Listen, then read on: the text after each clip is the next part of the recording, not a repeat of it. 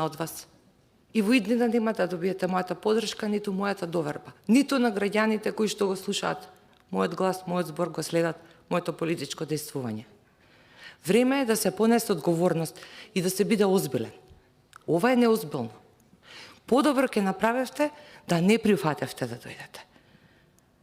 Вака само уште повеќе ја исмеувате целата работа. Нас ни требаат одговори на прашањата.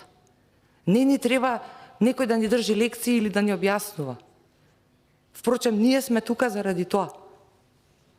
Не сум задоволна, не се секирите, колега. Значи, ама немојте сега да бидете вие адвокат. Ама јас можам што сакам да кажам на ова говорница, уште тоа да ми го забраните.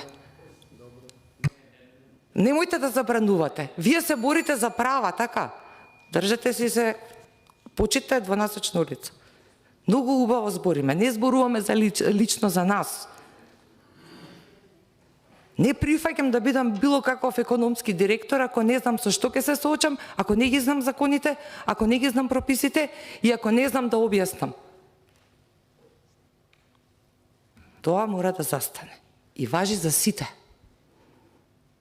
И нема да има овој пат парцијални решенија или политички договори, некои луѓе да ги уништат, а некои луѓе да си поминат по патот. Оти тука има еден друг момент. Кој донесува одлука колку финансии ќе се определат кога станува збор за биолошката терапија? Министерот за здравство или некој друг министер? И од која коалиција, од која партија си истите? Немојте.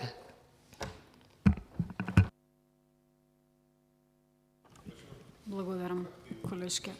Не ти остана време.